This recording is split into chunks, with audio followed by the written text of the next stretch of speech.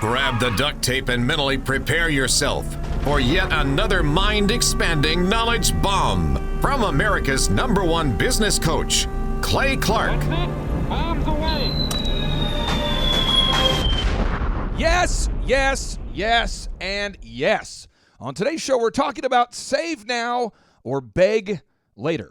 If you cannot save money, the seeds of greatness are not within you. Think about that for a second. Save now or beg later. If you cannot save money, the seeds of greatness are not in you. Well, what does that mean? Well, on today's show, we're going to break down the specific moves that you must use in order to build up a war chest. When bad things happen to the economy, or when great things happen to the economy, you want to always be saving money. That way you can weather the storms that are going to happen as a business owner or as a human on the planet Earth. Did you know that even before the coronavirus panic, shutdown, government overreaction, did you know that even before that, in a time of economic prosperity, did you know that even during a time of economic prosperity, 78% of American workers were living check to check, according to Forbes? Jason, you've worked with me for a long time now, multiple years at this point, 3 years or more, I believe. Why do I talk about the importance of saving money at virtually every single all-staff meeting? Well, because it's important, and most people don't get that info anywhere else. A lot of people find saving hard because they've never had a conversation about how to properly save money or just to save money. Talk to the listeners out there about what I typically talk about in our meetings, just so I can verify if I'm a really bad teacher or a good teacher. Yeah, we always start off with a win, and then that win will go into an example of an idea, and then that idea will turn into a learning experience. And so without missing a beat, you always work in saving at least 3% of your total income or more if you want. Then you give really good examples of people who are in the room who are doing that or who have gone like above and beyond, and that saving has shown like massive success for them. And what is the method that I teach as it relates to saving money? Automating your savings, just opening a savings account and going to Vanessa, having her put in your whatever that new account number is, and then just picking a specific percentage of your income to go automatically in there every payroll. And who's Vanessa for the listeners out there that don't know? She is the wonderful master of accounting, also known as your wife. Okay, so let's make sure all the listeners get this idea. Step one, you want to automate your savings. You if you're listening right now, you are probably a very disciplined person. You are probably a very busy person. You're probably a great person. You're probably the kind of person who's a wonderful American. But at the end of the day, all of the data shows you will not, on average, go deposit money into your savings account unless you automate your savings. Right. Jeff with Boom Mobile, what's going on, sir? How are you? I'm doing great, sir. Now, my understanding is that you guys at Boom Mobile are having an absolutely record month, record week, record days. You guys are growing. Why are you growing so much over there at Boom Mobile? Just in the time that we're in right now, it's an opportunity for people to save money. So when you right now, people are looking for ways to cut expenses. Absolutely. And they are finding Boom Mobile. And how can Boom Mobile help people save money? Off of their cell phone bills. So they are now analyzing their cell phone bills. They're analyzing everything that they're doing right now, and they're trying to find a way to cut expenses in every spot. So specifically, how can Boom Mobile help a customer save money? Specifically on their cell phone bill. So it depends on how many phones they have in the house, and depending on what that is, that savings can range anywhere from 20 to 50%. So let's say that I am a listener out there, and I use T-Mobile or AT&T or some other cell phone provider. How do you help a listener save money on their cell phone bill? So we take their bill. If you're at T-Mobile, Verizon, AT&T, we utilize all those towers ourselves. So you're just going to make a little hot swap where you're going to bring your service over to us. You can even keep the same network that you were using, and we're just going to reduce the cost of your bill. How do you do that? That how comes from the fact that we have better contracts as a corporate entity with each one of those three networks than what you can as an individual. So you're saying if I'm listening right now and I have my service with T-Mobile or AT&T, I can keep the same service, but I'm going to pay you less money. That is correct. What does the average person spend per month on their cell phone bill? When you sit down and look at the average person's cell phone bill, I'm talking about business owners, self-employed people, people who are employees, people who work for nonprofits, profits, just the average person out there. What does the average person spend per month on their smartphone bill? Yeah, so I would say it's generally hardly ever under $100 per person. And how much can you help them save typically? Our bill hardly ever reaches $100 Really? per person. Wow. Okay, so you help the average person save how much? Anywhere from 20 to 50%. Wow. Jason, how much is your cell phone bill every month on average? Well, it's I pay for mine and my wife's. I paid it, the third, so I paid it 2 days ago, and it was like $220 For both of you? for both. Yeah. So Nathan, like what's your 110 average cell apiece. phone bill? What's your average cell phone bill? About $200 to $300 depends on what lease item we're still paying for. Your cell phone bill's how much? $200 to $300. For how many phones? We've got 5. 5? Yep. When was the last time that you looked at your cell phone bill and said, you know what? I'm going to see if I can save money here. I haven't in a long time. It's one of those you set it and you forget it, and it's one of those things you say, hey, maybe I could save some money here, and this would be a good option. I will be honest, the last time I looked at my cell phone bill was signing the contract for T-Mobile, and they were like, sir, this is what you're paying today. I'm like, is that what I pay every month? They're like, no, it'll change based on whatever you have. I'm like, okay. And then it just, like Nathan said, automated, so I had no idea. So let's think about this. If you're out there listening today and you're saying, well, what am I supposed to do with this information? This is really simple. This is a simple thing to do, but I want to make sure that you do it because, Jeff, when people automate their phone bill, they don't forget to pay their phone bill. Absolutely. Because the phone company automatically charges them or sends them a bill, and then if you don't pay your bill, Jeff, walk us through how this works. If we don't pay our bill, or our smartphone bill, what eventually happens? Your service will be disconnected, and if it gets disconnected, then you could lose your phone number. Okay. So there's a penalty if we don't automatically pay that bill. That's correct. But with savings, there's no penalty. That is also correct. So, Jason, before you worked with us, I'm not going to ask you specifically about your saving habits. Do it.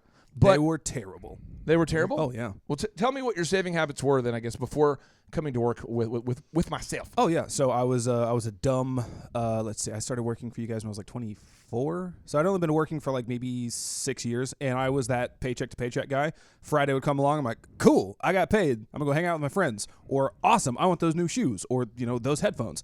And I would never look at my bank account. And then I would be somewhere like a QT, and I'm going to get gas, and they're like, well, you wanted 20, you can get 10. I thought, well, that's weird. I'd look at my account and go, oh, I should probably keep track of these things. And I never did. Or I would say, you know what, I need to be better at this. I'm going to budget out, and this is how dumb I was. I'd get my budget planned out, and I would see exactly what I would need to make to or what I would need to make in order to pay all those, and I'd get them paid, and then say, okay, this is fun money, and the rest is savings. And then the savings would always turn into fun money. So let's talk about this. Here are the practical steps that everybody should take today. And it's not complicated, but it can get very complicated. Yeah. Step 1. You must go out there today, and you must decide that you are going to automate your savings. It has to happen. If you do not automate your savings, you're not going to save money. It's just not going to happen. I don't know people that save money unless they automate their savings. Yeah, it's like you said, nobody is going to the bank and saying, oh, hey, Nathan, my banker, here's $500, put this in my savings. Cha-ching. It almost never happens. I've never seen it. I've never done it, and I've even successful people that I know, they automate it. So again, how do you automate your savings?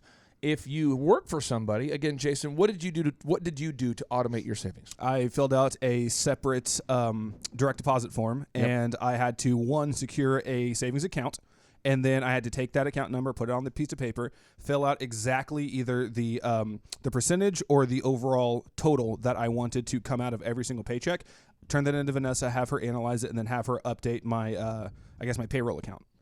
Now, once you've decided in your mind that you're going to automate savings, okay, step 2 is you want to do it within 72 hours. Mm-hmm. Do it within 72 hours of right now. 72 hours of right now. Somebody should write this down. You need to begin automating your savings now. When are you going to do it? When are you going to do it? Are you going to do it as soon as you finish listening to the show? Are you going to do it tomorrow morning? Are you going to put it in the calendar? What gets planned, what gets put into the calendar gets done. What gets scheduled gets done. If you'll take the time to simply determine right now, when are you going to schedule that meeting with yourself to begin automating your savings? This is super important. Listen, I don't benefit, Mr. Listener, Mrs. Listener, I don't benefit from you directly saving money. But I know of the benefits you're going to have. When the economy goes up and it's roaring and booming as it was just a few months ago, then you're going to be happy that you saved money. So you have money to invest in advertising and to additional equipment or products or services that you need to grow your business. You're going to love that you have saved money. When the economy contracts or has a recession or a dip or a recovery or whatever it looks like, you're going to be happy that you saved money when the economy has a tough time. And again, I've been self-employed here essentially since the age of 16. And so I've gone through the Great Recession. I was in business when the 9/11 events happened, and you saw the economy struggle there for a while. I have been in business through economic booms and busts, and the entire time I've been able to navigate those tough financial situations because I am a saver. And you need to become a saver. You need to do it. W. Clement Stone, the best-selling author, he once wrote, "If you cannot save money, the seeds of greatness are not in you." Again, he writes, "If you cannot save money, the seeds of greatness are not within you." It's so important that you actually determine a time right now, at this very moment, take the time to write down when you are going to begin saving money. It is so important that you do this. And if you don't automate your savings, you're not going to save money. And Jason, there's somebody out there who's having these little mental debates with themselves. Mm-hmm. They want to make it more complicated than this. They want to somehow read a financial investment book. They want to go to a financial seminar. They want to there's like a debate going on right now mentally for somebody out there. Yep. But step one, you have to decide to automate your savings. And step two, you have to do it now. Right. As soon as possible. What kind of mental debates did you have with yourself as I told you to automate your savings for the first time and the second time and the third time? Because every single week, like a hammer, I unrelentingly tell people, automate your savings. If you work on my team, it is almost more comfortable to automate your savings than to not do it. Yeah. Because I bring it up every single week. Every single week. Can you explain to the listeners out there maybe some of the mental battles you were fighting with yourself as you clearly began to know, I should probably automate my savings. But yet you didn't automate your savings for a while. Right. So I had the same struggle that I'm not going to say I assume. I had the same struggles that I know everybody else has. And that's, I came from a background, which no offense to my family, but I come from a background of people who weren't savers. There were people who got a paycheck, used that paycheck for bills and then everything else. And then we're like, well, I'm going to wait for the next one. And I did not have anybody in my corner until I met you and your team that taught me the importance of like actually being financially secure. So I always had, being somebody who didn't save, I had the same mindset that most people out there have when it comes to savings. Why would I put this in the bank and not touch it? Most people look at their savings as, oh, this is money I'll never get to use. And I think that's why most people struggle and they don't initially either automate it or just go and deposit things because they think they're losing it somehow. Well, no, you're losing it because you spend all of it. How about we take half of what half the money we're spending that we don't need on all the, let's say, fun items and then put it in the bank. So then that way, if something happens, like Jeff said, he was, saved because he had that money in his account. Now, if you don't save now, you are going to beg for money later. You're going to beg for money later. Right. All right. So, again, step one, decide to automate your savings. Step two, do it now. Step three, you have to look for expenses that you can cut. Yes. You have to look for unneeded expenses to cut. Unneeded expenses to cut. Now, I'm going to go through a big list of unneeded expenses. And as I do it, I'm going to have Jeff and Nathan and Jason chime in here. We're going to go through this big old list of ways you can save money. All right? Yes. So way number one, look at your bill every month. Look at your bills every month. Now, you have to have a set time. All right? Now, let's talk about this. Jason, what do I do every Monday morning at approximately 7 a.m. with the team? Let's say it's 7 a.m. every Monday. 7 a.m. Think to yourself, 7 a.m. on Monday. Mm-hmm. What is happening at the office every single week? 7 a.m. Well, 7 a.m. is when we start the coaches meeting on Mondays. But at the beginning of that meeting, you always have a big, so it's in bold font, it's slightly larger text, it's highlighted in yellow, and it says, what cards did not go through. And you make sure that everybody who is in the system is submitting payment and it's coming in on time. 7 a.m. 7 a.m. At what time? 7 a.m. On Monday. what time? 7 a.m. 7 o'clock in the morning. Is that military time or? We'll make sure we get this idea. 7 a.m. Mountain time? If you're a business owner out there, you've got it's in the calendar. Yeah. And any client that we need to collect payment from, we do it. Yep. 7 a.m. on Monday. Why? Because it's in the calendar. Exactly. Now, I don't think, Jeff, that a lot of people have a set time and place to look at their bills. I don't think they do that. I don't think I know they don't do that because they'll tell me. They'll say to me, the clients, the great people will say, you know, my wife and I just didn't get a chance to look at the bills this month. Why, Jeff? Why does it tend to not happen if you don't schedule a specific time to sit down and look at your bills every single month and look for expenses? Does it tend to not happen? I believe it tends not to happen because you have very few people that are okay with where they're at. And I find what happens is people, they don't look at their credit card statements because a lot of times they don't want to know what is in said statements. They don't want to know. They don't want to know. That's what I'm saying. They're not okay with it. Now, I will say this, because I don't really enjoy going out to eat or traveling or all the things that humanity gets into, I don't really find a lot of shocking expenses on my statements because I don't buy anything ever. And the things that are available to purchase, I don't like them. But I find people, I find people who are good people. Every time I've done this with a client, we sit down the first time. They say, well, how do I do it? I say, well, bring your credit card statements. And this is because they've never done it before. Bring them in, and we're going to take the meeting, and we're going to find expenses. And we'll go through, and I'm not kidding. These are things that we'll find. And every time I go through, and they'll go, oh, my gosh, I can't believe I spent that much money going out to eat. Every time. Every time.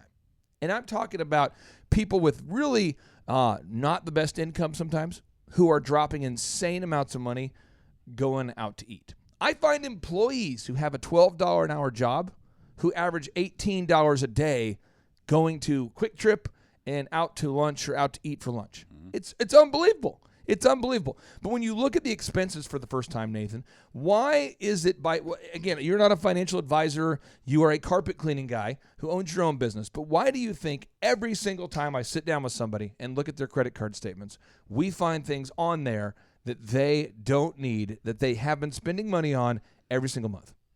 Well, because a lot of times it's out of sight, out of mind. I like going back to the Song of Solomon 2:15 says, the little foxes spoil the vine. It's not the big thing that normally gets you. It's the little, small trickle of things that you realize turn into this mountain later. And honestly, it's what Jeff just said, is that if you don't know about it, you're quote-unquote not responsible. It's the not it kind of a philosophy that a lot of business owners take to their business, is that, well, I'll just figure it out next month. But then next month never comes. It's the tomorrow syndrome. It's very, very interesting how often people are wasting money on things that they don't think about. Jeff, when you sit down with somebody and you look at their cell phone bill for the first time, how often is somebody absolutely shocked that they're spending that much money on their phone bill? I haven't met a single person yet that could tell me what they're paying for.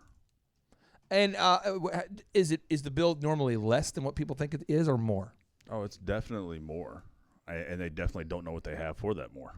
How much more is it usually for people than they think it's going to be?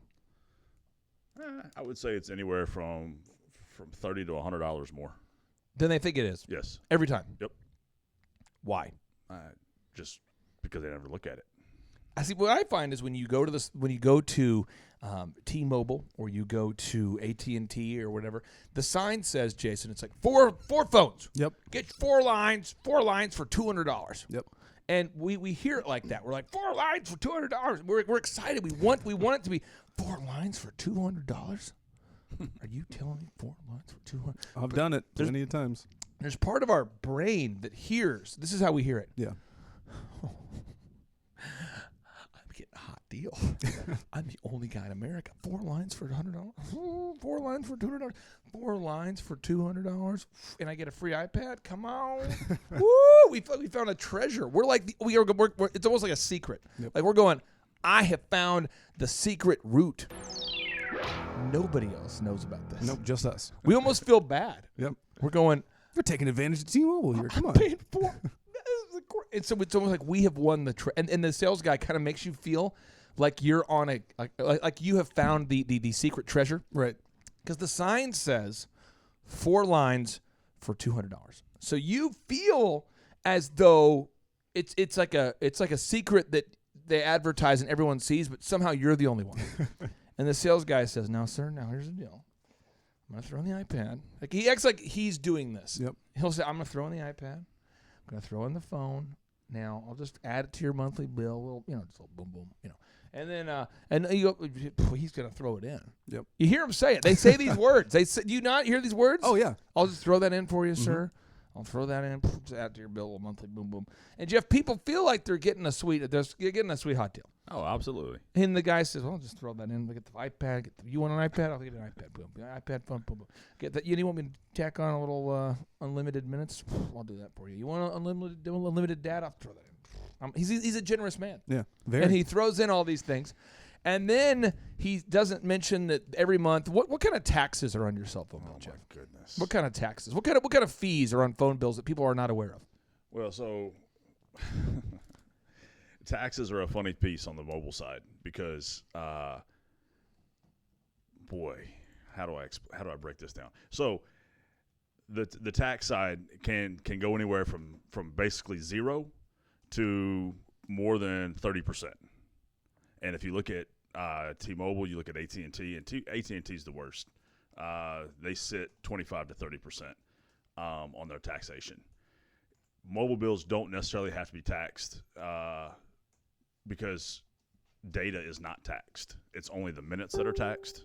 And so if you account for most of the plan cost being inside of data and not to a minutes or a text, then there's not much tax paid on it. Not too many people operate that way, but we do. So, again, if you're out there listening today, I would say by default, most people are not aware of their phone bill. They're not aware. Nathan, you have a hot take. Well, since we're talking about it, I decided guilt's setting in. So I just jumped on my phone here and I pulled it up and I realized I was incorrect. I told you 200 to 300. I was wrong. How much is it? It's actually 318. So I realized I'm talking about this, but I'm part of that group. I need to be looking at this a little closer. I'm telling you, step 1, you have to decide to automate your savings. Step 2, do it. Step 3, look at your expenses every month. Set a specific time. And I just don't know people who drift into this behavior. I don't know anybody who does it. Some of my clients I've had for 9 years, 7 years, 6 years. Great clients. I've had clients like Corey Mentor with Trinity Employment or Don Calvert with Score Basketball. I mean, I'm talking about 10-year clients, 8-year clients, 9-year clients. And a lot of the clients I've had for that long tell me, I save at least $2,000, $3,000 a month just because it's in my calendar to look at expenses. It's like it is so important that we decide to do this. Now, I'm going to share with the listeners all of the ways. This is from Dave Ramsey, and Dave Ramsey is a wonderful radio talk show host. He's a best-selling author, and he has his top 10 ways that Americans are wasting money. I'm going to go through those with you here, okay? So, 1, student loans. He writes, college graduates will pay back more than $35,000 each, according to the Wall Street Journal. Don't take the buy now, pay later approach to schooling. Go to a university you can afford.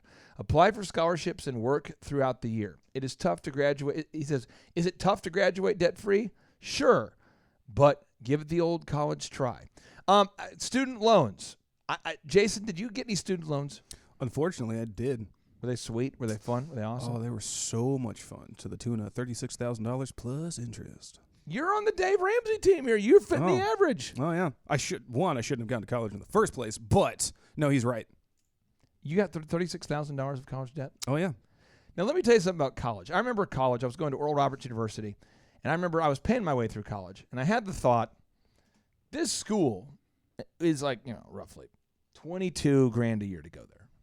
which means it's 11 grand per semester, which means it's, and I sat there and did the math in my class of what it cost me per class, like per actual 50-minute class, what it cost me to go to college. And when I finally got down to that number, I thought, this is not worth it. I have to get out of here. I don't think most people do that, though. I don't think, Jeff, I don't think the average person sits down and says, is college worth it? I don't think they do. I don't think people do that. Absolutely not. All right. So step one, again, decide right now to automate your savings. Step two, do it. Step three, I only have 3 steps. Step 3, set a monthly time to look at your expenses. Because if you do not do it, you're not going to do it. You've got to set a set time, put it in your calendar, block out time, and freaking do it. It has to happen. There's probably not an expense that you could ask me about, business or personal related, that I couldn't tell you right now. You have to do it. Yep. Okay. Now, step 2, smartphone, or step 3. We can set a specific time to look at your expenses. But crazy expense number two here. This is from Dave Ramsey's top 10 things most Americans are wasting money on in 2016. Smartphone apps. People, I don't get it because I don't use apps. I do not use apps. But most people I know use apps. Right. And Jason, please explain to me how the purchasing of an app works. I've never bought an app. I'm never going to buy an app. You say you've never bought an app. No, I don't use apps. But somebody out there is using apps. Yeah. How does that work? So depending on what, what operating system you're using. So if you're Apple or if you're Android, you're going to have an app store or like an online marketplace. So a little icon on your home screen, you press it, or in your app menu, boop, takes you to this massive thing. It's almost like Amazon for apps. And you click on the little magnifying glass and you type in whatever keyword you want. It brings up the list of those. A lot of them are free, but any of the ones that are, let's say, better, for lack of a better word, those are going to be the ones that have a price tag attached to them. And what's sneaky about those, kind of like with hidden cell phone taxes, is some of those are actually subscription fees. So there's like a one-time purchase, and then there's a recurring monthly purchase, and then there's also like in-app purchases. So I got stuck once. I'm not going to say their name, but they're a popular dictation software. And I was going through some SEO training, and I decided, you know what, I want to practice. And so I click on their thing, and it says it's $20 a month, but the first week is free. Oh. So I'm going through, and I used it for about 3 days, and I forgot I had the app because you forgot you had the app. It was hidden away in another folder. And so for about 3 months, I kept getting this $20 charge. I'm like, what the crap is that? And so I finally looked into it. I'm like, something dictation. Oh, son of a gun. And it took me forever to figure out how to, because like you can't just log on and unsubscribe. You have to go back through the app store, into your account, into your subscriptions, find the app, and then say, I don't want to use that anymore. And again, Dave Ramsey's listing out the top 10 ways people are spending money that they don't know about. One is student loans. Yep. 2, smartphone apps. People don't think about these things. They have them. I remember sitting with one client, and he had Ancestry.com. And Ancestry.com is I guess, an app or a program where you can go and get into the details and find out who you're related to. Yep. And who your grandmother was related to. And then it shows you this family tree, and you get to know your lineage, and you're going, wow. And I guess people before the reunion, maybe this is the time they want to find out all these things. And this guy had been paying for Ancestry.com for years. Yep. Years. I'll go one further. One of the biggest expenses I've seen is anybody who has a tablet or a smartphone for their kid. A lot of kids will play games on those phones, and there's this sneaky thing that they do with in-app purchases. Like, oh, Jeff died on level 4. If Jeff wants to get to level 5 of Candy Crush, he'll pay 99 cents. And they'll just keep playing that game, and because the payment is worked in automatically, all the kid has to do is hit a button. I had one of my clients, I won't say who, but they had a kid charge, it was like $1,200 or $1,300 in Google Marketplace purchases for the same game. How much? It was like $1,200 or $1,300. So, of course, they call Google and say, hey, I need to get this refund. And they said, well, you verified the charges. Sir, it says on here that you accepted the charges. Why would I pay $12,000 or $1,200 as a grown man for these? Well, I don't know. We just assumed you liked the game. Well, my kid did it. I didn't give him permission. Well, sir, was the phone unlocked? Yeah. Was your card on it? Yeah. Well, then you authorize those purchases. There it is. So, Jeff, why would somebody pay money to reserve the right to go to a building they never go to? Tell me that. Well, why would somebody, why would I say, how much is it how much is it per month to come here? Well, sir, if you want to come here, it's going to be $40 a month. Okay, $40 a month to come here. I'll come here. I'll go. Sure, let's do it. And then why would I pay $40 a month and never go to a physical location? Why are most people paying money to go to a physical location that they never go to? It's the same thought process that doesn't have them saving. It's the same thought process that doesn't have them looking at their bills. It's the fact that they have the intention to do so, or want the intention to do so, or has psyched themselves up to think that they have the intention to do so, and they do it. So here's the deal. I'm gonna pay you, Jason, $40 a month, every month, to be able to go to this place. Okay, I got it. Now, one thing I'm going to do, I make a commitment. I will never go to the place. I mean, but that's what people are doing with gym memberships. Right. And they get you just like the cell phones do. It's like, 4 lines for $100. I see it every, I'd say November leading into New Year's, because what just happened? Thanksgiving. So you're feeling real bad because you just ate a lot. It's a new me. Exactly. New me. The new year, new you. New First me, month, me, $3. And then they don't tell you that after that, the second month is $50 plus the was the activation fee, and then if you try to cancel, it's like, oh, no, so you signed a 6-month contract. No, and I got a guy, and if it's going to get me in the best shape of my entire life, I'm going to go there. We're going to work out every day. It's a new me, a new you, a new us, a new membership, boom. And then they don't go. Nope. Okay, so again, step 1, recap. You got to decide to automate your savings. Step 2, you got to do it now. Within 72 hours, take action.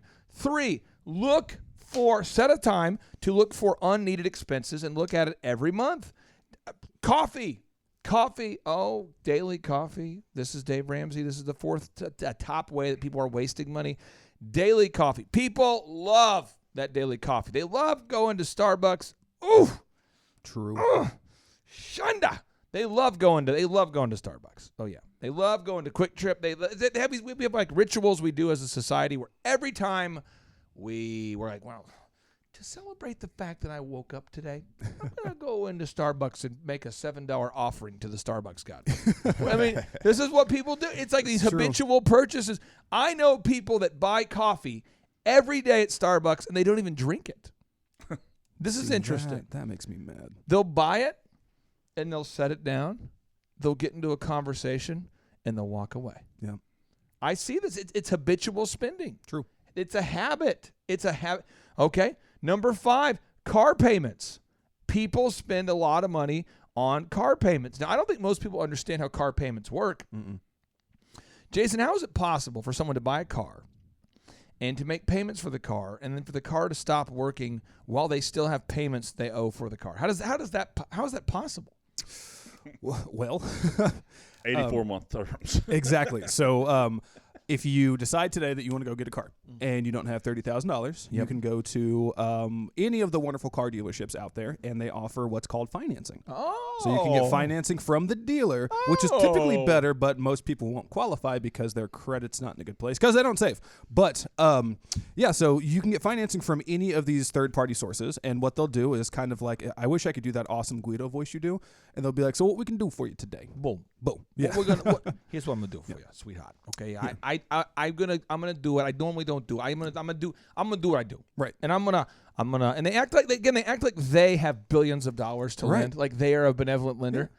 And I'm gonna move the terms back for you. I'm gonna give you 74 months. 74 months. No, I'm gonna do 84 because that works out better. So I got 84. Jeff, for you because you're a great guy. I'm gonna give you 120 months. No money down, no payments at all for the first 3 months. It's unbelievable. It's boom. It's 120 months. I mean, think about that. Your payments are so low. It's like they're so low, like Han. You know what I'm saying? Like Han Solo. It's like boom, ha ha. But people do that though. Yep. Sure. Do they not? Oh yeah, absolutely. How? I mean, have you seen people? Have you ever heard about people with car payments that are 84 months? Have you seen this? So right now in our town, there's a car dealership that is advertising 84 months. 84 months. First three months free, or first 3 months no payments. That's 7 years, folks. I went in to get one of our vans, and he comes in, and I was going to be 48 months. And he said, hey, would you like this extended warranty? I said, no, not really. He said, it won't change your monthly payment. I was like, oh, well, if you're just going to throw it in for free, I guess so. And when we got the signing, it had gone to 60 months. That's why the payment hadn't changed. They just extended another 2 years onto the end of it. I was like, oh, no. I'm only paying the amount that I said I was going to pay. But they will get you. Okay, now think about this. Jason, I went out and I bought a car. think 4 weeks ago. No, it was maybe, I guess because it was before the quarantine crazy. Yeah. So probably maybe 2 months ago. 2 months ago, maybe. Yeah, it's been a while. And I bought the Volvo. Have I told you how much I spent on the Volvo? You did, and it blew my mind because it was so low. I want to say it wasn't even in the double digits. $6,100. What the crap? And it's a beautiful Volvo. Did you pay with a brown paper bag for that? That's I did. I brought a big old bag Got a of cash. cash discount. I went around the back. I found a guy named Sneaks, and I sneaks you there. Here's the brown bag. Boom. No, but seriously, just I bought the car for $6,100, and you know why I did it? 'Cause it's paid for, and because I have the habit of saving money, and because I am not buying things I don't need to impress people I don't know. Again, I am not buying things I don't need to impress people I don't know. Jason, why would anybody out there with a sound mind buy things that they don't need to impress people they don't know? Because it's all about that clout, baby. You got to just have that swagger, and that swagger just happens to come from possessions. I have these expensive things, which means they're high value, which makes me high value. It's so funny, but I bought my Hummer in large part via a trade out.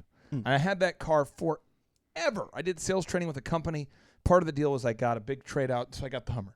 Nice. Drove the Hummer. Now, let me tell you the benefits of driving a Hummer. Let me tell you there's like 4 or 5 core benefits. 1, terrible gas mileage. Terrible. True. 2, almost no room in the vehicle to haul anything. I was surprised at how small the interior There's was. more room in a Ford Taurus in the trunk of that than there is in a Hummer. 3, almost no horsepower. 4, almost no acceleration. 5, it looks cool. There's no real benefit to it. True. So I had the ability to get one, so I thought, let's get one. But it's just kind of a fun vehicle, and it was good for marketing. But when I got rid of it, so many people are saying to me, "What happened to the Hummer? What happened? What happened? What happened to it? Where's the Hummer? Where's it?" And it's almost like the Hummer defined me to them. And I'm driving a Volvo, and they're like, "Oh, you're driving a Volvo? Is that your sister's car? Is that your sister? Is she driving the safe Volvo?" No, I'm like, I don't have a sister. Where is it? Because it's people buy cars to impress people. True. They don't know. Now, I don't have a problem if you're out there buying a car. You can buy a car, buy a nice car, get a Lamborghini, get a Porsche, get a whatever. It's fine. But be able to afford it. Jeff, I see people that do this. I see in the poorest communities in the world, people buying incredibly expensive smartphones to wow people. Absolutely. I see in the poorest communities, I see people buying Gucci bags to impress people. I see people buying Yeezy shoes in like super poor communities. I see people buying $400 shoes. What is going on with this desire we have as a culture to buy crap we do not need to impress people we do not know? I mean, we don't even know the people. Why are we doing this? What is the deal? Yeah, I think it's similar to what Jason just touched on. It's a little bit of defining who we are. I mean, we have to, if we're not important, we feel important by having the things that important people have. And again, I don't know what that is, so I'm going to tell listeners out there that don't know me very well. Let me tell you what I do. I go into Walmart. At Walmart, you can buy and one shorts. Here's a little life tip for you. You can buy and one shorts, and they're like $10 for and one shorts. They might be 15 right now. I don't know. They're $10. Then I have 5 jerseys made of the same jerseys, and I have 5 jerseys, and then I buy shirts from the brand we can all trust called George. And I buy these shirts, they're like $6 from Walmart. So I got $6 shirts, I got my and one shorts, I wear a jersey that I had custom produced, they're about $200 a piece. And then I have hats that say the word boom on it. Another hat might say boom on it. Maybe a different hat might say Make America Boom Again. Maybe a different hat says boom on it. Is there a theme? But when I used to, and before I dressed like this, I used to wear a suit with a white shirt and a red tie. Went out and bought 5 of the exact same suits, bought 5 white undershirts, bought 5 red ties, boom, boom, boom, boom, boom. Wear the same thing every day. you don't have to spend a bunch of money on clothes, but people do. People spend a ton of money on clothes trying to impress people they don't know with their clothes. I just want to know. I want to get into the psychology of this. Jason, why? What is going on? Why are people even having the thought of, have I worn that before? I can't see, Jeff. If I've already worn that once, I don't want to wear it. I mean, people have these thoughts. Yeah. I don't want to wear the same thing. I see Jeff every week. Right. I don't want to wear the same thing every time I see him. Why? Well, people right now, there are things known as influencers online. And basically, I have no idea where this came from. It was just a thing one day, and I started noticing it more and more when I started working for you, because I'd coach clients like, yeah, I really want to get in front of some influencers to help get my product out there. And I thought, what the F is an influencer? So you look into it, it's basically somebody who doesn't quite have the credentials to be your life coach, but they can tell you what to buy. And people will go to them because they're really good at saying, hey, you should buy this, which increases that product sales. But right now we live in a society where there are so many influencers, and they have all of these different ways of, being, where they say, hey, you should live your life this way. If you're young and you're free, you should go ahead and make that purchase. And if you don't want to wear that outfit more than once, you don't need to, because you're unique. So you should have something unique every single day. A lot of it also comes from media. Like, I'm kind of jealous that you guys all grew up with musicians before they were all about, this is what I own and this is what I have, therefore I have value. Now we have a lot of new music where people will get immediately signed to a label, talk about how much money they made from being signed to that label, and then not even tell you, oh, by the way, dude, I don't have as much money as you think I have. That car is leased. That necklace is leased. These shoes are on loan from the company in order to raise their sales. But people buy into it because, like Jeff was saying, and like I said earlier, because the people they look up to have all these things and they don't, they want to get as close to them as possible. And then the same people who are driving their purchases are spending so frivolously or changing their minds so, immediately, they're doing the same thing. So there's 10 ways that most people are wasting money, and you're not going to discover these 10 if you don't look at your bills at the same time every single month. You got to put it into your calendar. Right. We talked about student loans. We talked about smartphone apps. We've talked about gym memberships. We've talked about daily coffee trips. Now we're going to talk about car payments and then lease payments. Lease payments, car lease payments. Jeff, I'm not ripping on the idea of leasing a car. I'm not ripping on that. I'm not ripping on the idea of buying a car. But if you lease a car, how could somebody spend more money on the car lease than maybe they thought they were going to spend? How is that possible? If you lease a car, how could you possibly have expenses associated with the lease that you weren't aware of? Because when you leased the car, you thought it's only $299 a month, baby. Woo! I mean, how could it possibly be where somebody's spending more money on their car lease than what they know about? Yeah, for sure. So there's generally restrictions inside of all leases. And not only is there a restriction, there's like a mileage restriction. So if you weren't told about that mileage restriction and you end up, doing 14, 15, 16,000 miles in the year, you have now gone over your allotted 10,000 miles or 8,000 miles that you had that you didn't even know about. So you could go past the allotted amount of miles that you're allowed to go on the lease. So you pay for the car lease, and when you pay for the car lease, it says it's this much per month. It's $299 per month, but you can only drive 10,000 miles a year. But if you go above the allotted number of miles that are in the lease, then you pay a penalty. Correct. For every mile that you go above that. Right? Yeah, and for then sure. all of a sudden you get a big bill. All right? So point 8, car wash upgrades. Dave Ramsey reports here people are wasting money on car washes. It's kind of funny to me. It is, but this is Dave Ramsey. He says these are the 10 ways that most humans are wasting money. Car wash upgrades. I see people like this. I do. I see people all the time. They get their car washed constantly. Yeah. Constantly. I'm not ripping on the idea of washing your car, but we're talking about how to get ahead financially here. Yeah.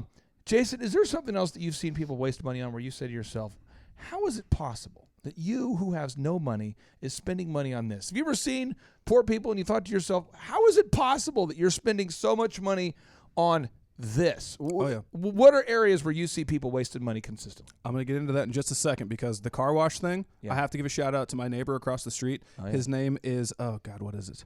It's so hard to pronounce. He's Venezuelan. He lives here now. Oh, but nicest guy. Homeboy is so proud of his 2004 Honda Element. He washes it every day by hand, spending baby. No money at the car wash in his driveway. He washes it by hand? 7 days a week. It's a Honda? Yeah. That sounds like a workout routine. Remember the cube? They look like an ice box. Yeah. Almost like a Yeti. Wax on. Wax off. Yeah, maybe he's a martial artist. Are you serious? He washes it every day? Every single day. I've never ever seen him like one. I don't see him out and about, but he's out there in his driveway every day, rain or shine. Yeah. Especially after the rain. But so he's saving money, so shout out to that guy. But no, I've seen people, one of the most egregious expenses I've seen is I have a lot of musician friends. Yeah. And they'll pay stupid amounts of money on gear and never use it. Expensive gear they never use? Yeah, like Why would somebody buy microphones and speakers and adapters and guitars and things they don't use? Why would we do that? it's that identity thing. Like I've known guitarists who are really good guitarists, and they'll have you know what a pedal board is? Basically like a customizable board. Yeah, You know, yeah. goes on the ground. You have your different effects pedals. So he's like, oh, I'm going to buy this one. That's a looper. That cost me $800. And what it does, the only thing is it will play back that specific riff you did. And that feeds into this. And it's going to change how it sounds. And this is going to affect the reverb. And I kid you not, I knew a guy, he had a $4,000 pedal board. Oh, sweet. He is not a recording artist, nor has he sold any type of... He hasn't sold any music whatsoever. Like he's got a day job, a regular day job. It's like the example you gave of people who make $12 an hour and spend 18 of it on lunch. Same thing. Would you mind if I open a nice warm, a nice glass here? Nice. I guess I'm going to open a beverage here. Do it. And it's called Jackassery. Let me just have it. Let me just take a sip of Jackassery. Let me try to get. Oh yeah. Let me take a nice sip. Here we go. The taste of Jackassery. The ASMR on that was great. I want all the listeners to think about this for a second. All of us, Jeff, all of us are taking nice sips of Jackassery. Every loose little sips, we're just going, well, old Jackassery never hurt me, right? Tastes good. And we all just do little sips of Jackassery. Yeah. And I'm not ripping on you if you do this, but you got to look at your bills every month. You've got to do it, because if you don't do it, you drift. You don't drift to success. You drift to losing it all. Yep. Satellite TV. You drift. Do we not drift though? Yeah, for sure. yeah. Satellite TV. Yeah. Tell me because we're I'm trying to help the listeners brainstorm all the ways people are wasting money. You said satellite TV. Yeah. So we did a lot of work at one point in time with a coalition called Bridges Out of Poverty. Bridges Out of Poverty? Yeah. Okay. And so it would dig into the difference between how poor people see money and spend money to middle class to high class. Okay. And so it was just interesting. But one of the items that we saw a lot of in that low class section was high end smartphones, cars, satellite TV, and they all had multiple dogs. Multiple dogs? Yeah. Yep. Are you serious? So now you're food, for dogs, and you start getting into a lot of spending that takes place when you don't have it to spend. Oh, yeah. That's actually about a third of our business is people with lots of dogs. Are you serious? Yeah.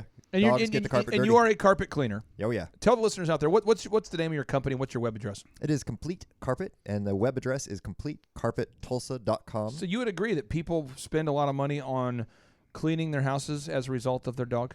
Yes, and one of the things I've Oh, saw. I can't handle seen- dogs. And Oh, and yeah. listen. I'm an investor and owner in a dog trading company, and there's a lot of people that love dogs. But I will tell you, I don't get it. Like I cannot get it. I want. Part of me says I want to get it. I can't get it. No. People were really pushing me, Clay. You need to get Great Pyrenees to protect your chickens. And I said, Great Pyrenees to protect the chickens? Because we had some animals eating the chickens. And so I thought, you know what I'm going to do? I'm going to do this. I'm going to look into it. I had those dogs for probably a month. And I thought to myself, what a horrible life. This is a horrible life. So I gave them to Dr. Z because I cannot stand being around dogs. But I'm sure other people can. I like to visit other people's dogs. One of my buddies has a huge Mastiff, big dog. I'll pet the dog. It's my dream dog. Pet the dog. But I'm like a grandparent where I want to spoil the kid and then leave. Yeah. I'm with the dog. I'll Yeah. pet the dog. You're I'll the snuggle. fun uncle. Yeah, I'll show up and I'm like, oh, come here. Let me pet the dog. And I'll do I'll get the little dog. Oh, he's awesome. I'll give the dog a hug, but then I'm out. I can't, the idea of maintaining the dog. I just know myself, and I know I'm not going to. Other ways people waste money. This is from Dave Ramsey's list. Way number 8 that the average person is wasting money. Lottery tickets. That's a poor tax. Lottery tickets, the poor tax. It's where you fight. Well, you can't win unless you play. I mean, you can't win unless you play, right? I mean, and then you go. I think you have an addiction there, Carl. Oh yeah, Carl. I think you have an addiction. No, I don't. I just give me $40. Just let me do 40, and you're like, Carl, you do 40 a week. That's $2,000 a year, my friend. Then they win 10 and they tell everybody about it. oh yeah. Right. Oh man, last night at the casino, I was killing it. Won $80. Carl, you spend 40 every week. Oh yeah, but no, seriously, I think that it should be lottery tickets / gambling, because I am all for if you want to go to the casino to have like a fun night, right? There's a lot of things to do there. Yeah. I have been to River Spirit a lot because my brother, when he was fighting, that's where he would fight. That's a lot of his fight cards were there. They have a really good event center. But then afterwards, my family was always, really into, let's go, play a game. Let's go play the games. It's awesome. I refuse to put money into something that's not certain. And most people who are addicts will say, well, that just means you're not good enough at it. I put money into it because I know I'm going to get something out of it. No, you don't. What could what kind of strategy would you have? What I do? I've heard people say this. Seriously, I've seen people say this. I had a guy from college I used to hang out with, and this is what he would say. He would say, "You got to work the room because there's certain machines that are loose." And I'm like, loose? Like, what do you mean loose? Like, there are certain slot machines that are loose. That sounds terrible. No, but listen, you've heard. That's not right. Jason, That's have you not heard this? right. Oh, absolutely. No. People who They try have a to loose game it. slot. That's not good. This is not good. That's jackassery. Have you heard this? I've heard it. That's the sad thing, though, is I've heard it far too many times. No, they say it though. Like, there's certain ones. If you work the room, there are certain slots. Are they talking about machines? This doesn't sound like they're talking about machines. Well, it's at a casino, Nathan. You have no idea. I want to make sure though. People say this though. They advertise it in Vegas. Yeah. Oh. Loosest slots.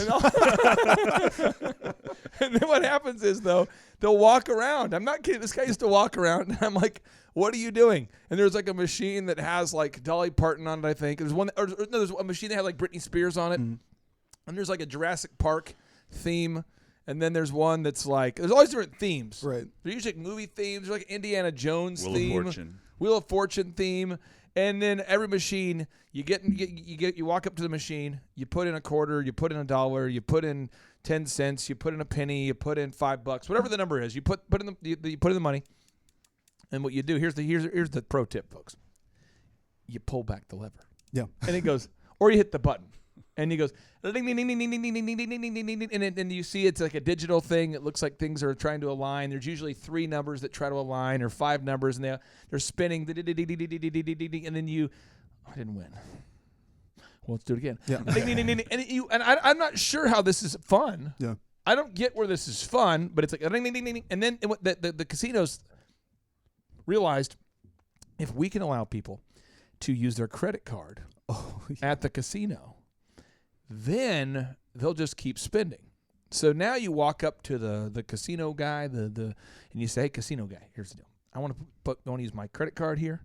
I want to sign up, and then I want to get $500 on it or $100 on it or whatever." And people play all night. Now around like once you've been playing for about 10 minutes, I went to a John Legend concert with my wife in Thackerville to go see John at the world's largest casino. They call it the world's largest casino, but it's not. Have you seen this thing in Thackerville? Have you guys seen this casino? Jason, have you seen this casino? No, I don't even think I've been to Thackerville. Whatever, dude. Let me pull it up here. World's largest casino. And it's not the world's largest, but they call it that. Here it is.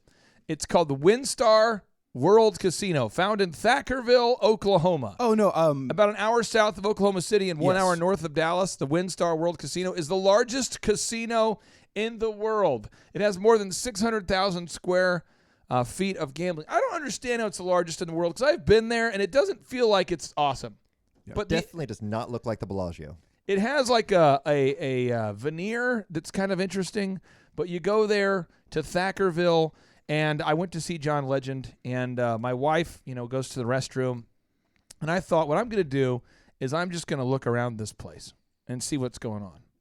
And I'm watching people, and this is what happens is if you go there and you play for a while, all of a sudden people show up and they say, "Hi, sir. Jeff how are you doing tonight, sir? Are you doing good? Hi, sir, do you want a drink?"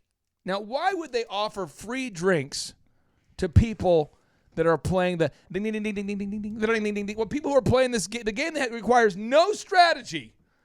There's no strategy. You just hit the button and walk around, work in the room to find the loosest slots. Why would they offer you, Jeff, free adult beverages if you are playing the games? Because they want you to continue, because they know you're going to lose. And on top of that, it's like that unattractive guy who has like no charm is the first person at the bar. Hey, miss, let me buy you a drink. Getting those inhibitions low because she might say, hey, you know what? Whatever. And why Beer goggles. And why do they have attractive women as a general rule, Jason, who are offering the free adult beverages? In Dackerville? Because we as men are dumb as hell. And if, you're sitting there you're already dumb. If you're sitting down in the slot machine, you've been playing for 10 minutes. But if some, just very attractive woman walks up and offers you a free beverage, you're like, oh, I'm the man. Oh, I should stay here. If I stay here long enough, maybe 2 of them will come over. Maybe I'll get another drink. Well, I want to give a shout out to WinStar on one side, though. They are killing it on the Google reviews game. They've got over 33,000 5-star reviews. I mean, They have a lot of adult beverages, and then, hey, will you give me a review? They almost have, it's like a Gestapo or like a military police of reviews there, by the way. That's insane. So I go there to watch John Legend. Mm-hmm. And I'm not kidding. There's so much smoke in the air. Oh, yeah. I'm feeling really, really, really. I mean, it's like I can't even breathe. I'm getting like emphysema, and I've been there for like a few minutes. My wife goes to the restroom, and I'm just watching people. Yeah. And people are just playing. And I see people that are paying who are playing the game who are not wealthy. I mean, they're. I don't see now on the billboards. There's beautiful people on the billboards, right? And the commercials too. There's attractive men, attractive women, young people. All I see is old people who have like oxygen tanks. Still smoking, though. Still smoking. Through the stoma. I mean, I see people that are there who are broke. I see people that are poor. I don't see the people on the billboards playing the games. No. It's almost like the people who are on the billboards aren't allowed to come to Thackerville. Seriously, it's crazy. But again, why am I talking about this? I'm trying to help somebody go, oh, yes, that's me. That's what I'm wasting money on. Okay, so again, Dave Ramsey says lottery tickets and gambling is reason number 8 that way number 8 that a lot of people are wasting their money. Now, number 9, timeshares. Can you explain what a timeshare is, Jeff? What is a timeshare, and why do you laugh when you even hear the word timeshare? Oh my goodness! Please educate me, because I still don't know what a timeshare is. I don't get how they work. So somebody builds a nice looking 1,000-room facility overlooking this gorgeous pool in this wonderful resort area, and they sell out each week of each room to an individual. So you own a week in your room every year. So 2%. Yes. And so for a timeshare, and then you wonderfully pay a maintenance fee at the end of the year. So you pay that maintenance fee anywhere, generally from $1,000 to $1,800, depending on where you bought your timeshare at and how new it is. But you'll pay that maintenance fee every year, whether you go or not and use your week. Okay. And then you'll pay your $20,000 or whatever to buy your week. And this is how they pitch it. If you walk the streets of Las Vegas, you're going to Las Vegas, and you're walking down the road, walking down the street, there's people everywhere, and you're in front of Caesar's Palace. There's a good energy in the air. In Vegas, you're allowed to drink adult beverages while walking the streets. Most people are just walking the streets or having a good old time. Looking for those loose slots. Looking for the loose slots. or something loose. And then a person will pass you by, and they'll say, sir, you want to see a free show? You want to see a free show? You want to see a free show? Free show. And you go, well, what do you got? And your spirit man says, don't talk to him. Don't do it. But then your flesh man says, but your budget man. Right. So your sane part of your brain says, don't do it. But the party part of you, the bougie part of you, the spontaneous part of you that just likes to do things says, what kind of show? And they say, well, Celine Dion. You say, Celine Dion, like my heart will go on. Celine Dion, like Titanic, like, are you serious? And they say, yes. Perhaps the best vocalist of the 90s, which was 30 years ago. Is here, and she is here, and we've got a few tickets left, And if you want to see her perform tomorrow, you can.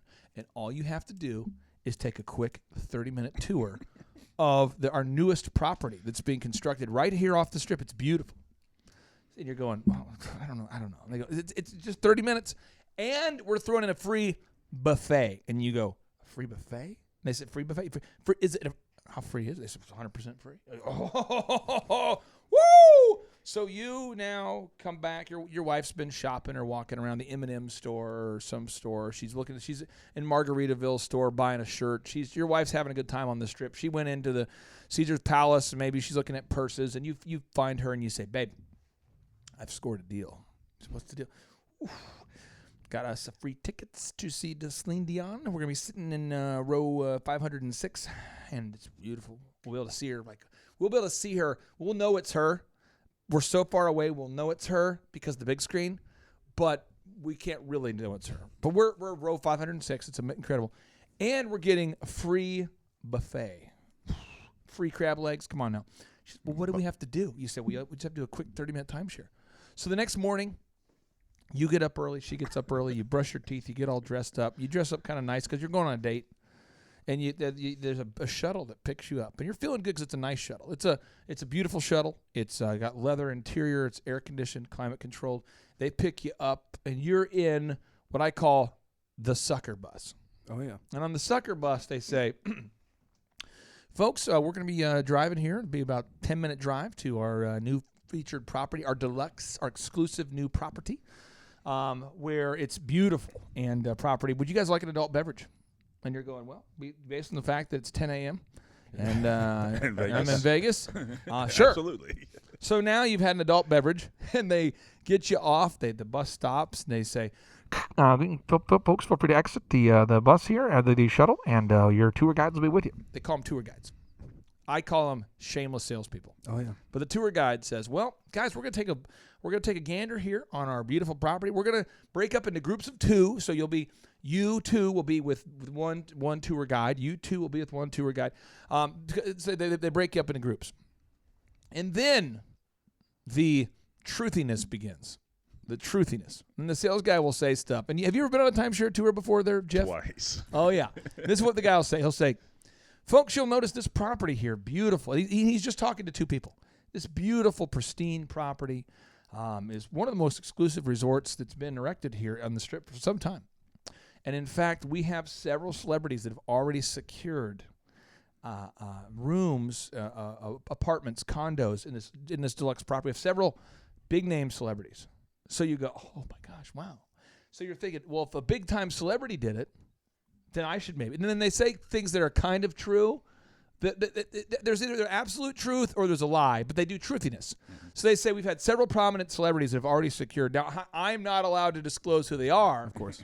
Because of the relationship. I cannot divulge because of the relationship I have with these people. It could totally be lost if I were to share even slight details of who they are. Mm. However, I can tell you, just across the street, Boys to Men sold.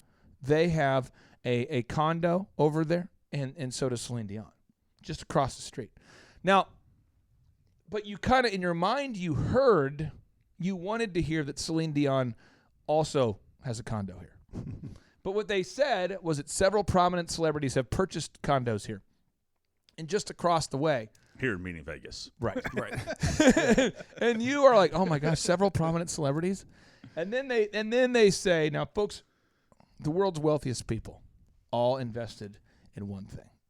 If you look at the wealthiest people, you look at the Rockefeller, you look at, if you guys read Rich Dad, Poor Dad, and you're like, oh, yeah, I glimpsed at that. They say, all the world's wealthiest people. Have you read Rich Dad, Poor Dad? You're like, well, yeah, kind of. Well, now, here's the deal. They've all invested in real estate because the one thing we can't make more of on this beautiful planet is more earth. Mm-hmm. And you're going, it kind of makes sense. And then they go, do you know when the first casino was erected here? The first casino was built here for only $10,000. Now, a lot of people say it was the mob and it was the Rat Pack and early people that teamed. But they built Vegas, and the first building was erected for $10,000. And you know that today, folks, that same piece of real estate that was put into the ground, that same property that was built for $10,000 70 years ago is now worth $20 million. Oh, wow.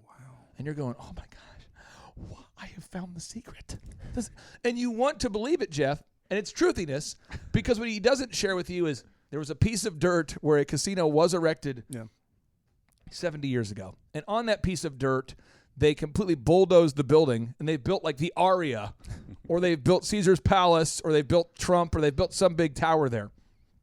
But you want your dirty inner get rich quick man, want the bad you, wants to believe that celebrities live there, and that you could make an insane amount of money by buying the real estate, and they start to wear you down.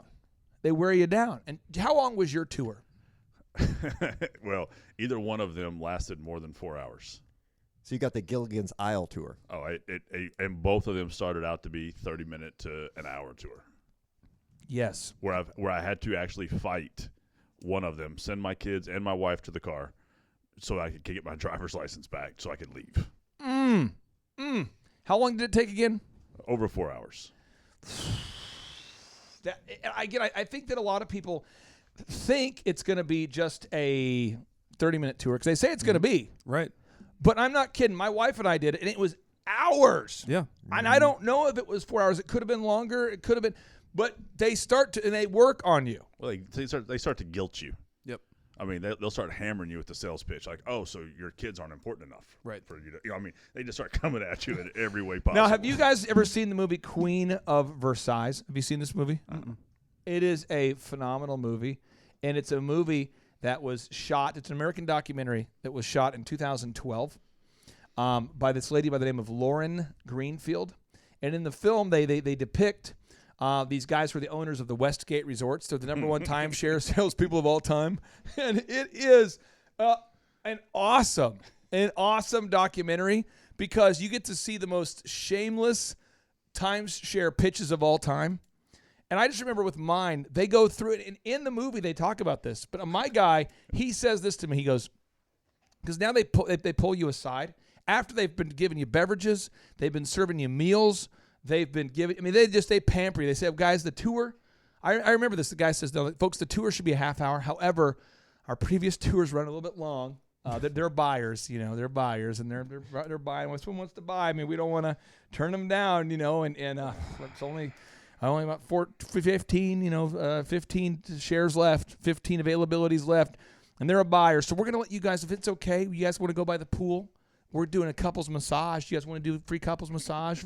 And then, so you're like, I guess I'll do a couples massage. And you're there for like hours. Yeah. And then they come back now and they say, this, and they break you into groups. So now a salesperson's talking to your wife alone, and now a salesperson's talking to you. And I remember my guy, he says this to me. He says, again, I'm paraphrasing. It's been a long time. But he says, sir, do you care about your wife? What kind of question is that? He says, do you care about your wife? I say, yeah, I do. He says, it's good. You look like the kind of guy that cares about his wife. I'm like, yeah, I do. And he's like, well, and sir, men that don't vacation have been shown to die more often. I'm going, really? He's like, yeah, research. And they always have laminated documents they show you. There are always these laminated documents that's like the cover of a Time magazine is like on it. It's laminated. And on the back, it's like they write on it with a Sharpie, or they write on it with not a Sharpie, but like a dry erase marker. Yeah. And they write things. So they'll put like, it's weird, but they write on it while they're telling you. They're like, sir, right here, men that do not travel live less long. And they show it to you, and you're like, wow, you just wrote that with a dry erase. And I don't get it. And they go, now also, sir, is the world's wealthiest people made how did the world's wealthiest people make their money, sir? And you're like, real estate? Yeah, good. See, sir, you look like an investor. You're a businessman. You look like a businessman. Now, the third thing is you probably right now are feeling like you could be duped. And because most people are wrong, that's why most people aren't successful, because most people don't see opportunities, sir. This is going to seem like it's not a good decision. Yep. But it's a great decision, which is why it feels wrong. And you're like, it does feel wrong. I mean, serious. And they soften the meat. They play these games all day, and eventually they get you.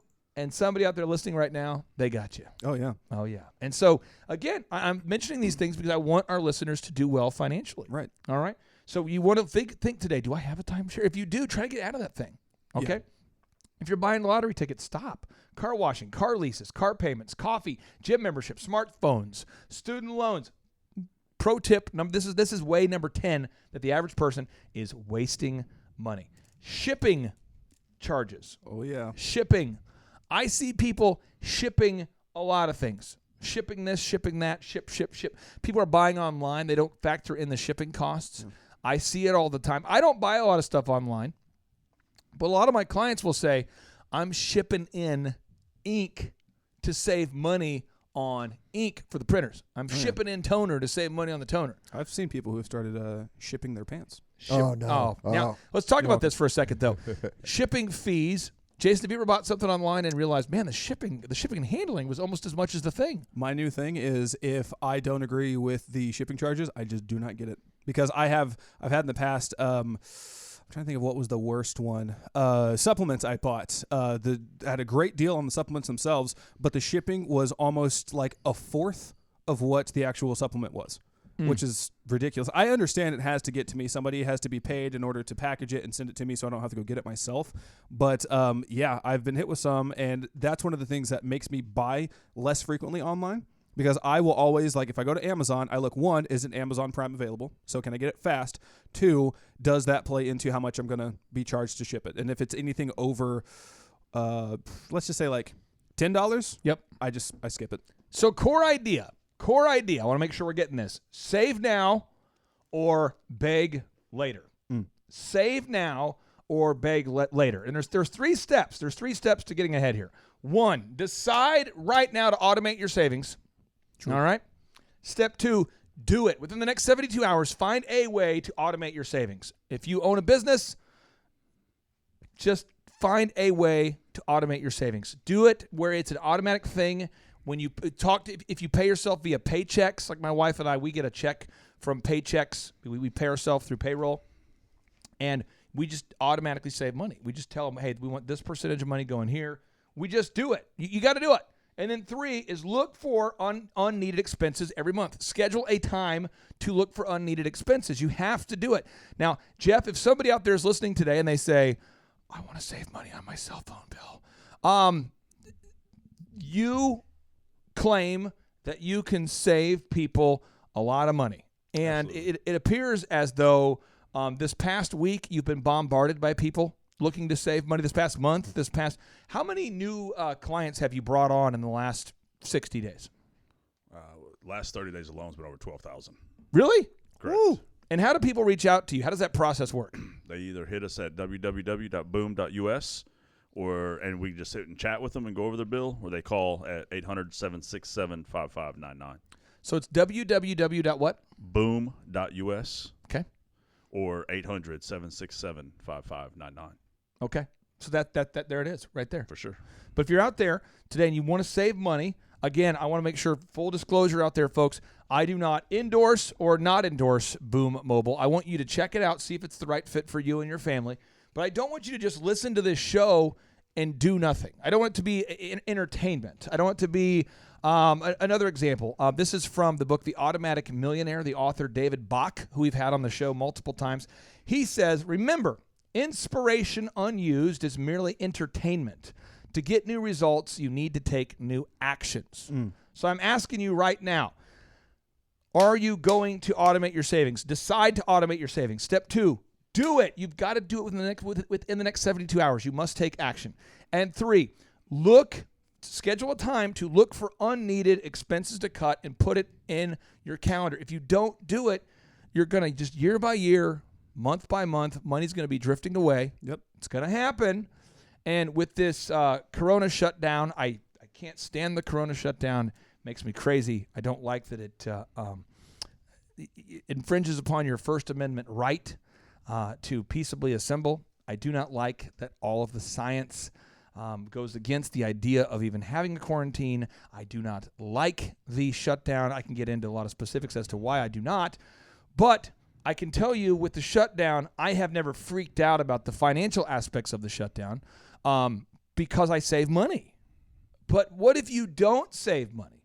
According to Forbes, the average American, 78% of Americans are check to check. Does that shock you, Nathan, that the average American is check to check? No, it's a very unfortunate stat. And honestly, if you can get on the other side of this, the businesses that survive the Corona shutdown are going to be the business that we're saving. And so you can quickly look and see what are the businesses I want to model my business after and see how they did through this. Yep.